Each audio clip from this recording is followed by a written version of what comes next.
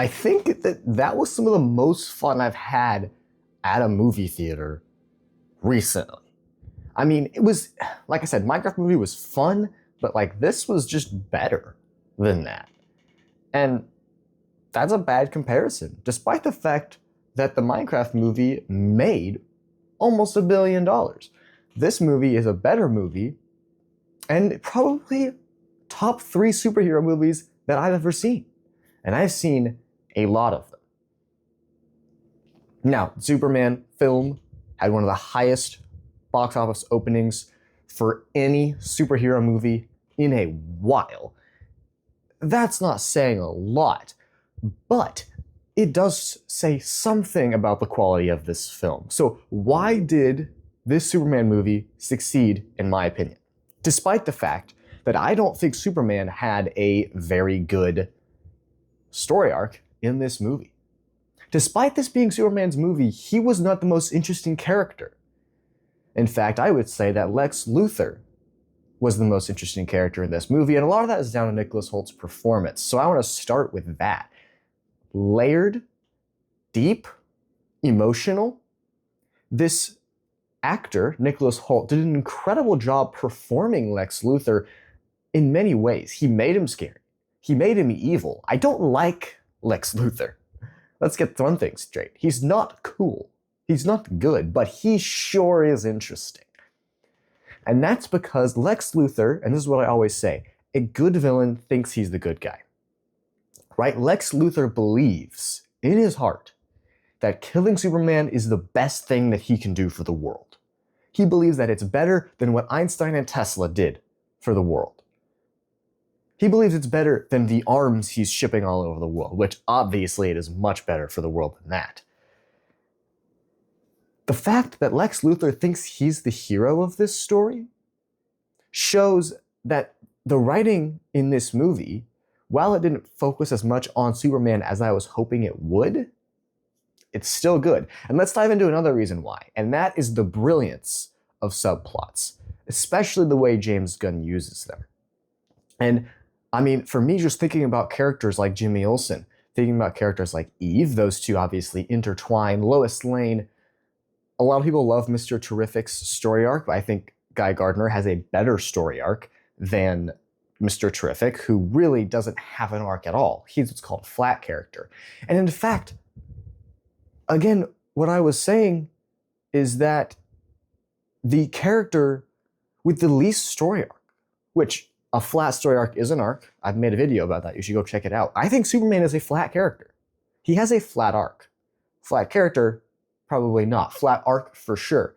And what that does is instead of us allowing us to see how Superman changes by being influenced by the world around him, what this movie does is it shows us how Superman influences the world around him. Instead of Superman being changed by what happens to him, Superman's actions change the people around him. Characters like Jimmy Olsen, characters like Guy Gardner, characters like Metamorpho. And really, I think in essence, that is what gives this movie heart. It's not Superman killing Ultraman in the end, or Superman getting Lex Luthor defeated at the end, or Superman finding his dog. Where is the dog? He finds the dog. That's not what gives this movie heart. What gives this movie heart is its side characters. What gives it power is actually Superman. Superman changes the world around him, and that is what makes this a good Superman movie. Instead of Superman being afraid of everyone all the time, Superman knows who he is, and he decides to be that person. Coming into this movie, there were a lot of fears about the amount of characters in the story. I've listed multiple characters that had full, complete arcs in this movie. I don't think that weakened the movie. In fact, like I've been saying this whole time, that was a strength of this movie. And I think that comes down to James Gunn, just that being his style, his writing style, his directorial style, just what his strengths are. He played into his strengths. He knew he wasn't good at making a standalone hero movie, so he didn't do that. He made a movie that showcased how Superman affected the world around him, the characters around him.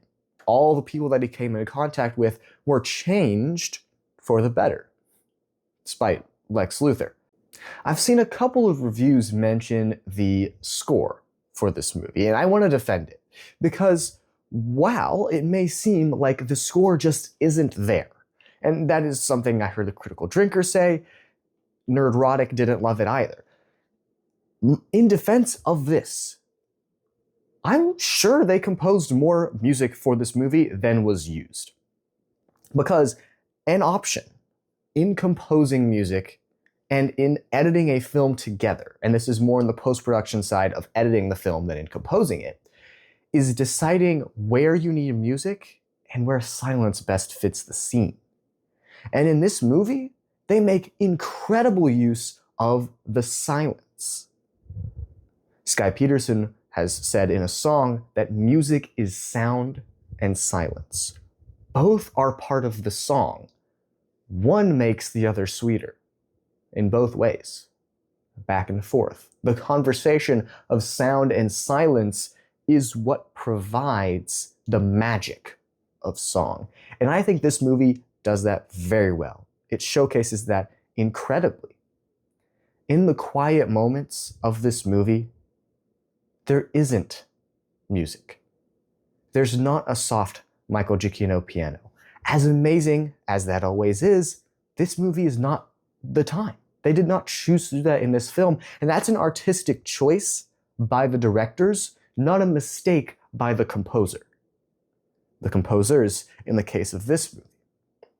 I'm thinking specifically of the scene between Lois and Superman while the Justice Gang is fighting the interdimensional imp in the background. That scene has so many layers that one song couldn't provide the background needed for that scene.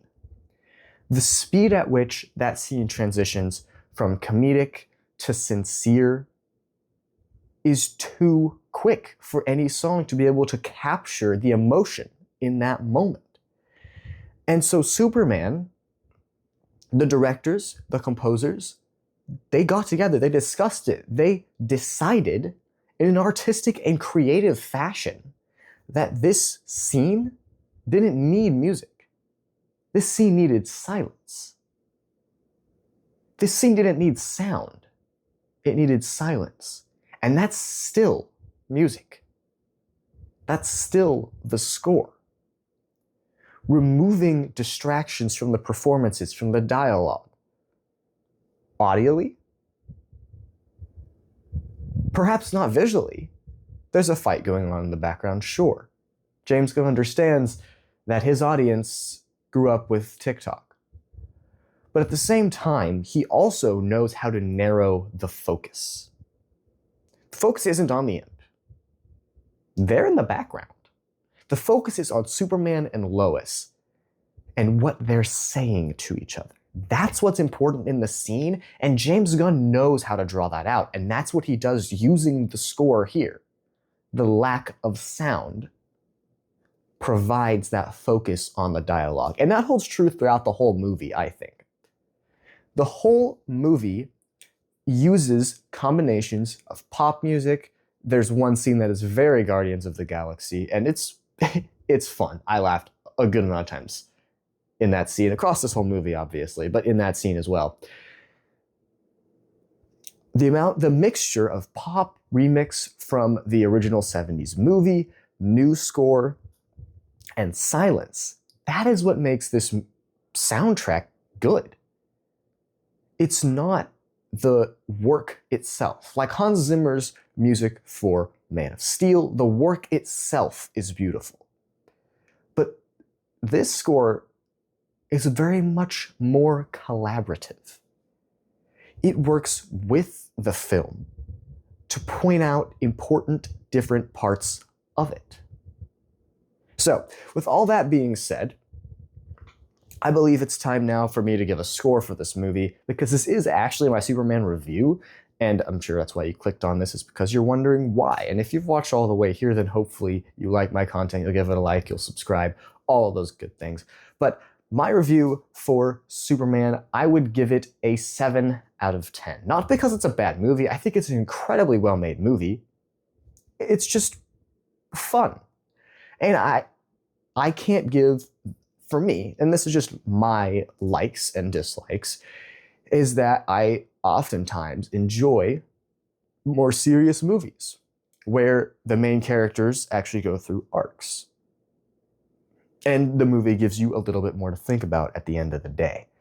And yes, there are talking points in this movie. People have been talking about this movie for years. They'll keep talking about it for years. And right now, the crazy internet debates run about by different reporters and spun into mean this thing and that. I don't care about those things. And so for me, this movie is 7 out of 10, which is good. That is a high score for a superhero movie. The only other few that are going to be that high are probably Infinity War, are probably Spider-Man No Way Home.